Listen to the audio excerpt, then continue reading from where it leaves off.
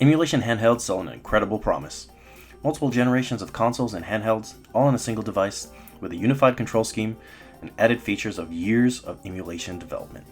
But more often than not, these devices are a bundle of compromises with features packed in, no matter if they make any sense.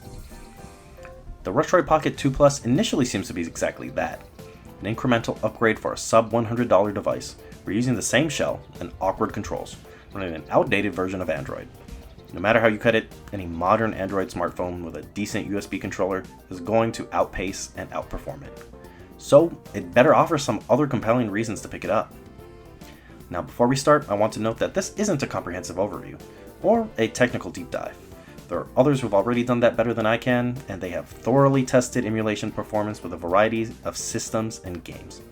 Any metrics I put out would likely be outdated by the time I put out this review anyway. Instead, I'll be looking at this device's practicality and how enjoyable it is to play games on based on my own personal experiences and preferences. We'll find out what, if anything, kept me playing this device for 3 months instead of putting it down and picking up a more powerful device instead. Now, let's get this out of the way first. Despite improved buttons, an added touchscreen, and a significant power boost, the 2 Plus is still held back by the controls it inherits from its predecessor. The Retroid Pocket 2 Plus uses the same Switch-style buttons and sticks, but the cramped layout means they lack the offset D-pad and button placement. To prevent the right stick from interfering with the face buttons, they've shortened it into an analog nub that technically offers analog control, but it's clumsy and stiff enough that it's not useful for anything requiring precision. And trying to operate it in tandem with the left stick and shoulder buttons requires awkward and painful hand gymnastics. That left analog stick, by the way, it's not recessed at all, causing it to snag on sleeves and pockets when you try to put it away. The function buttons are also crammed awkwardly together near the bottom, with no real space to separate them. The raised profile generally makes it possible to differentiate them by feel, but I've definitely quit a game accidentally when I meant to pause. The saving grace is its stacked shoulder buttons and upgraded button switches. Stacked shoulder buttons are sadly still uncommon in this space, especially in this price range and size, and it makes it much easier to access all the controls on systems like the PlayStation. Retroid has also replaced the switches on the D-pad and buttons, making it much easier to press and reducing fatigue over longer periods. The addition of a touchscreen is very welcome, since operating Android without one on the original Pocket 2 was a nightmare. It's one of those features that should have been included to start with. Though I do have to mention it's not great for touch-heavy games, there are ways to sidestep that. I bought the original Pocket 2 nearly 2 years ago, being the best performing device in the sub $100 range. Emulation performance was barely passable. There was a lot that would technically run, but wasn't enjoyable to play, and struggled more than I thought it would with certain 2D games. 3D was laughably out of the question. For me, to say that something runs well, I expect it to play basically at full speed, with no major hitches, without frame skip, and consistent frame pacing. It should work more or less as well as the original hardware, with minimal tinkering and adjustments only necessary for enhancements. I enjoy the process of tinkering and dialing in my personal settings, but putting in half an hour or more just to get a game running isn't worth my time. At that point, I might as well shove a monitor into my bag and set up the original console every time I want to play a game. The original Retroid Pocket 2 fell short of every one of those expectations. Still, it was good enough for me to finish half the Mega Man X games and throw on some shorter games and ROM hacks to kill time between tasks or travel. The Retroid Pocket 2 Plus is, in short, what the Retroid Pocket 2 should have been to begin with. Performance is finally what you'd expect out of a device in this range, with highly accurate emulators for 2D systems running at full speed without frame skip, and 3D games are a lot more feasible on this device. Dreamcast is definitely the highlight, with a 480p screen being a perfect match for the Dreamcast's VGA output, and the limitations of the controls more or less lining up, aside from the lack of analog triggers. My initial tests were done with the Redream standalone emulator, which I found frustrating and limited, but after switching to Flycast, almost every game worked with little to no tweaking. And the games that had issues ironically ended up working in Redream. PlayStation is at this point basically plug and play, which means I can finally set aside my PSP and Vita as my go-tos for portable PlayStation games, which before this held their spot for a decade and a half. The added convenience of being able to straight up load ISOs through an SD card or USB cable without going through the e-boot conversion process, on top of the general quality of life improvements brought by the DuckStation emulator, has resulted in me playing PlayStation a lot more regularly. Speaking of portable PlayStation, PSP apparently has wide compatibility in the Pocket 2 Plus. I say apparently, because I've only tested a few games to see if it worked for the purpose of this review. I might not use my Vita or PSP for PS1 emulation anymore, but nothing beats original hardware in terms of controls and ease of play. The PSP already has a built-in sleep mode, so it's just as simple to pick up and put down. And the 4:3 aspect ratio on the 2 Plus, while a great fit for a majority of older consoles, is a very poor fit for the PSP's widescreen presentation. With letterboxing, the effective screen size of PSP games is about 8.5 centimeters, down 2 centimeters from the already cramped screen of the PSP Go, which stands at 10.5 centimeters. It works in a pinch, but I'm not that desperate to have everything on one device. Likewise, GBA games run great, but they make a poor fit for the screen. The 3:2 aspect ratio doesn't lose as much in terms of letterboxing the image, but the resolution means you'll be choosing from a minuscule 1x scale image, or uneven scaling and applying filters to interpolate or blur the uneven pixels. Again, it's passable, and the extra buttons might even offer some advantages in creating custom control schemes for titles more limited by the GBA's original hardware. But at this point, I'm so spoiled for good choices, I'm not really willing to compromise there.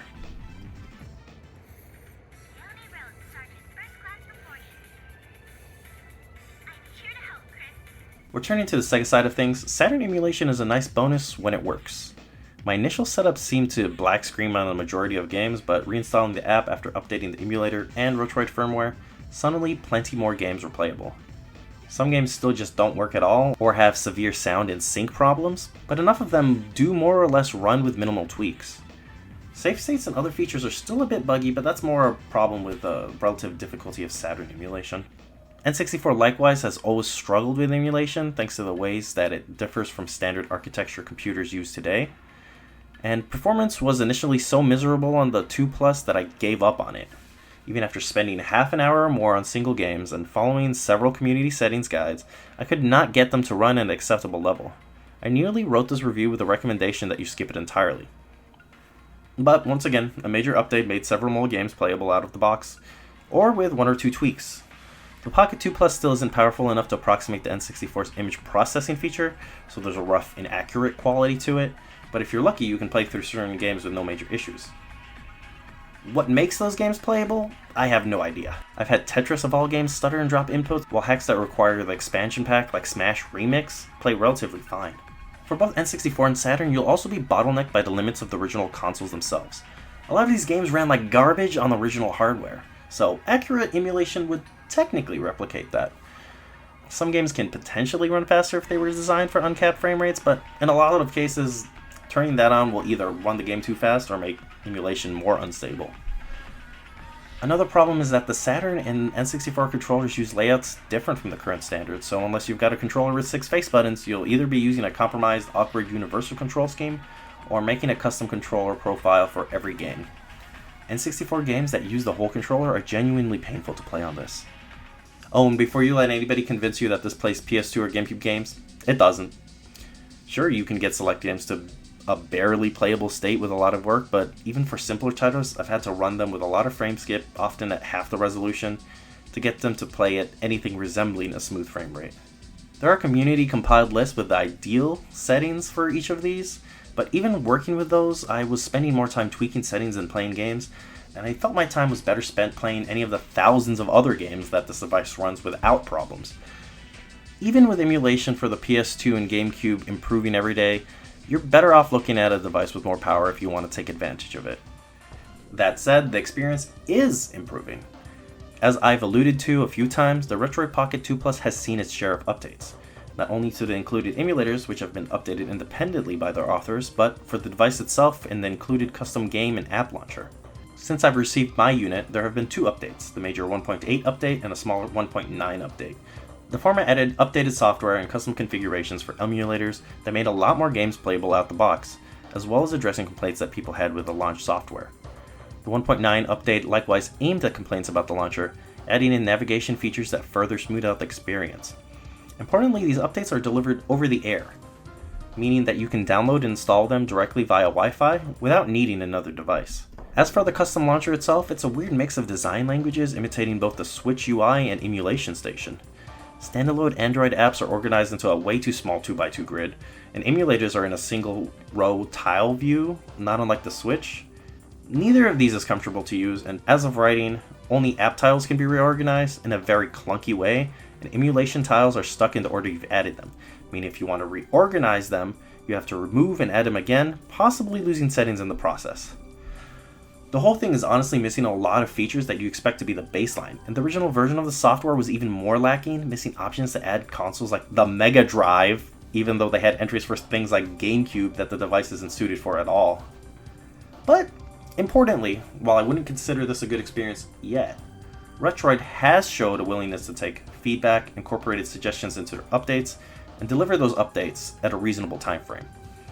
Handhelds like this rarely get any long-term support, generally leaving the community to improve the experience, so it's rare to see major, actually useful updates from the developers themselves. Those initial problems I've mentioned have already been addressed, with other unexpected improvements that genuinely made my experience measurably better. Features like being able to launch a game with a specific RetroArch core or standalone emulator, the ability to get a checksum of a file for an exact match with game databases, and the immediate inclusion of relevant emulators in the initial install all make it easier to get up and running sooner. There's even handheld specific options to tweak things like Xbox or style controller layouts, how the screen behaves when connected to an external display, assigning buttons to touch controls, or quickly enabling and disabling Google Play to eke out a little more performance. It won't make emulation plug and play, but it's clear Retroid are making efforts to make the process as simple as possible. And if you don't like the way they chose to handle those features or presentation, because this is an Android device, you can sidestep it completely. Other gaming front ends exist with different navigation styles and aesthetics, or you can do what I do and just stick to the regular Android UI. Now, given that I'm basically using it as a low-powered Android device, it's worth returning to the question, why bother with this instead of paying the same price, or even less, and taking advantage of the powerful hardware already on the very phone that I'm filming this with? Well, never to be one to resist a frivolous purchase, I did exactly that for comparison's sake. What I found confirmed a lot of the assumptions that I made. The most immediate difference is how easily my Pixel 6 powered through every system that gave me trouble on the Retroid, and the controller I used provided a more comfortable and ergonomic layout. Systems like the PlayStation weren't even a challenge, and I could easily push 3 to 4 times the native resolution, probably more if my phone's display could display it. GameCube and Wii games were a bit less steady, but this has as much to do with the mobile-specific emulation issues as it does for the complexity of the games. Still, I was able to run games like Sin and Punishment Star Successor, which have tons going on all the time, at 2 times resolution with basically no slowdown, outside the places that they lose frames on actual hardware. Even older games are improved, with BSNES able to output perspective-corrected, high-definition textures for games that use Mode 7 style scaling. And naturally, this setup works great for native Android games, something the Retroid can struggle with, even when it has enough power, thanks to incompatibilities with how each game adapts to the aspect ratio and low resolution. So again, why bother? Part of it has to do with the current ecosystem of phones, one that makes it simply more practical to have a different device. Phones might be absurdly thin now, but with the wide dimensions a lot of them use, that means with a controller, pretty impractical for pocket gaming, let alone any other everyday functions. Imagine trying to call, text, or pay the train fare on a Nintendo Switch. That's basically the experience you'd get. As if the spirit of the N-Gage was possessing your phone. No, more often you'll be assembling and disassembling your controller whenever you want to play games, which is a hassle in its own way. 2 Plus has its own annoyances, but it just fits in my pocket. With the 2 Plus, I also won't be burning through the battery of the device I rely on for everyday tasks either. Even on a phone with a good battery, gaming eats up a ton of energy, and a gaming session is naturally going to end up limiting the time you got to text, call, look up directions, or even pay for things if you use a digital wallet. When the battery drops below 30%, forget about games. There's no way I'm risking all that just for a quick gaming session. By comparison, I've never worried about the 2 Plus. The 2 Plus battery has lasted for days, even up to a week without charging, with regular use.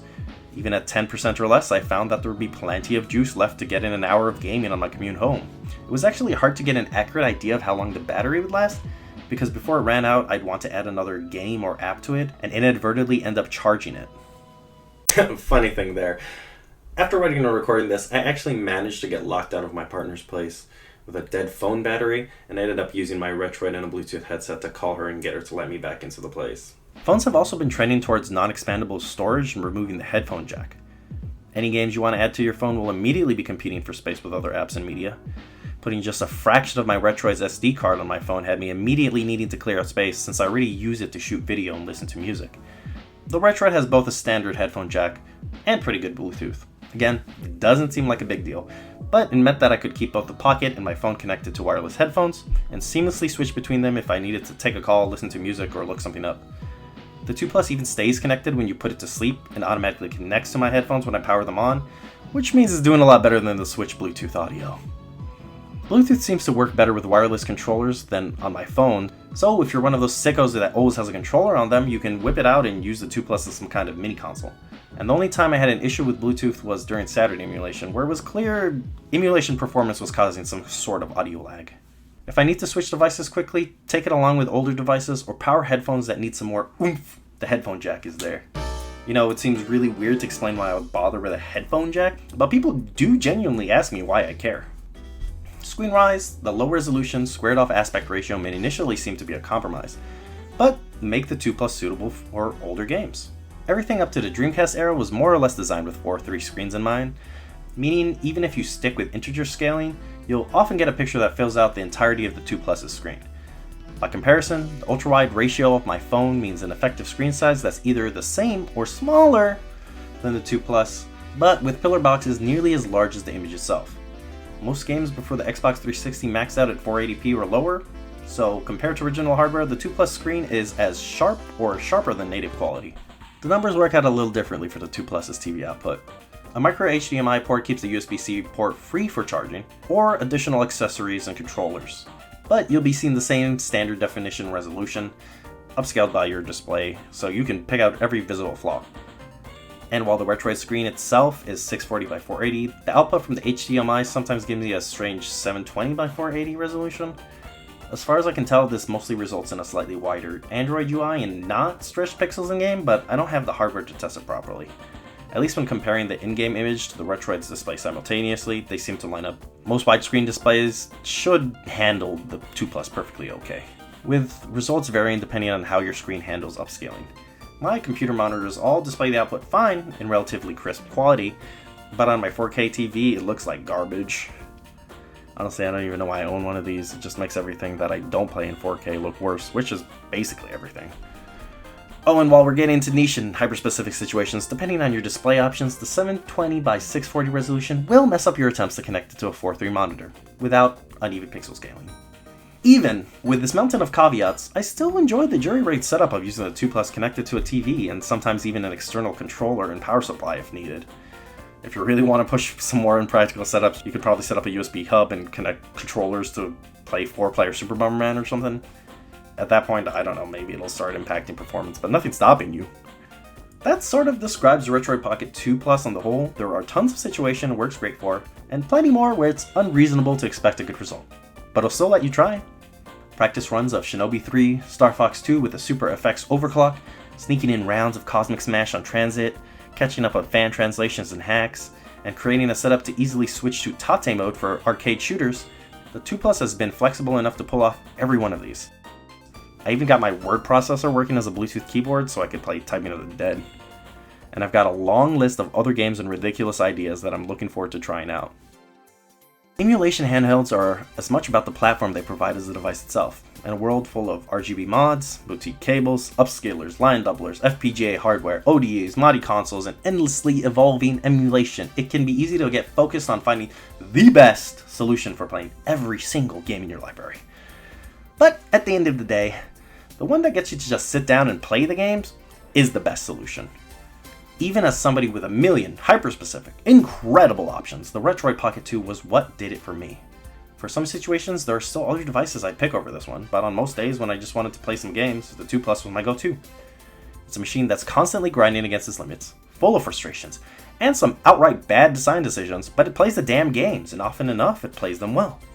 Right now, that's acceptable, but with so many obvious flaws, it's pretty easy to imagine something making it immediately redundant within a year or so. But for the last few months, I can genuinely say that I've enjoyed games more, and finished many that I wouldn't have had time to sit down and play. So until the next big thing, I'll be enjoying all the time for gaming the Retroid Pocket 2 Plus has given back to me.